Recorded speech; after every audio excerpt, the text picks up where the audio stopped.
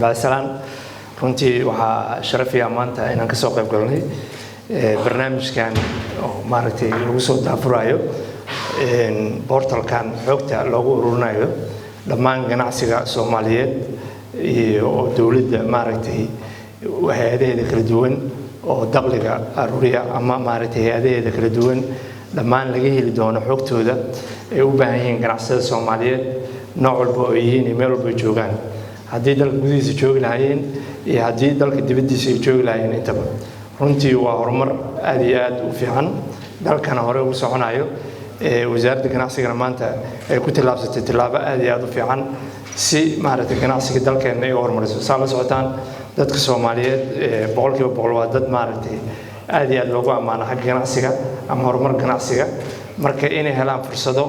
fiican ama shirkadaha ama adduunka meelaha ay ka helaan markii maalgashi wadankeena lagu sameeyo opportunity-yada ka jira iyo waxyaabaha ka jira oo dhan in maaragtay ogaadaan arintaas iyada oo si fudud lagu helo sida adduunka jirto oo dhan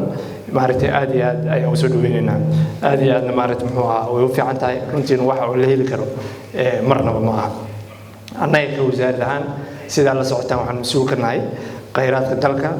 natural resources-ga siiba dhanka macdanta iyo shidaalka runtii dhankaas sida la socotaanba waxa ka socda tilaabooyin aad iyo aad u fiican oo horumar ah waxaan diyaarinay shuruucdii dalka oo inta badneed maaragtay shidaalka lagu soo saari lahaa sida maaragtay petroleum policy-giisa waa la sameeyey lowgii waa la sameeyey dakhligii resources lagu qaybsan lahaa dalkeena saa la socotaan federaal uu noqday maadaama uu federaal noqday maamulada dalka jiro iyo dawladda federaalkaaba habkii u qaybsan lahaayeen dakhligaas waa laga heshiiyey asagana nidaamkaasi sharcigaas uu diyaarsan yahay waxa kaliya hadda noo dhiman sharcigii maaragtay taxation-ka ama canshuuraha lagu ururin lahaa oo asagana runtii baarlamaanka hadda waqti ka dhamaaday laakiin insha Allah baarlamaanka soo socdo aan rajeynayno inuu ansixiyo laakiin diyaarsan oo kaliya wasiirada maray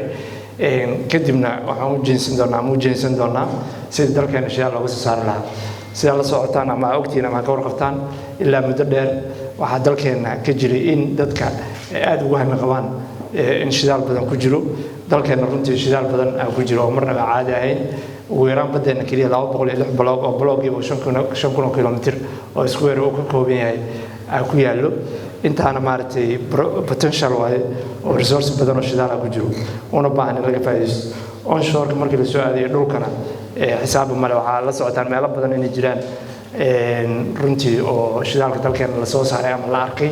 laakiin waqtigii duruuftii waaqic waaga jiray ay keentay in banaanka u soo bixi waayo haddana dalkii ay dhibaatooyin kale iyo amni security ka jiraan markii dhulka loo eego laakiin badda seismic hadda lagu sameeyay oo labada jeer la sameeyay oo la baaray maaragtay in ka badan 20,000 oo kilomitir in maaragtay aysan wax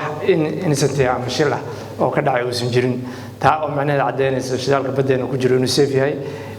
lagana faa'iideysan karo waxaan rajeynaynaa dhammaan shuruucdaas iyo waxyaabaha shidaal ku saabsan oo dhan inaan halkaan soo gelin doono inta hadda annaga jirno ma gaarayso waqtigaas oo kulli markaan annaga tagna ka bacdi noqon doonta laakiin inta annaga joogno fursaddaas weli waa haysanaa inaan ka faa'iideysano maadaama abayaashan iyo awoyaashan ay maaragtay resource ka faa'iideysan waayeen inaan isku dayno inaan ka faa'iideysano aad iyo aad u mahadsantihiin waxaan mar labaad u mahadcelinayaa madaxda iyo hoggaanka wasaaradda ganacsiga nooc walba iyo shaqaalaha kala duwan oo shirkan maanta nagu casuumay runtii kuna soo dhawaad insha Allah. Assalaamu alaykum wa rahmatullahi wa barakatuh.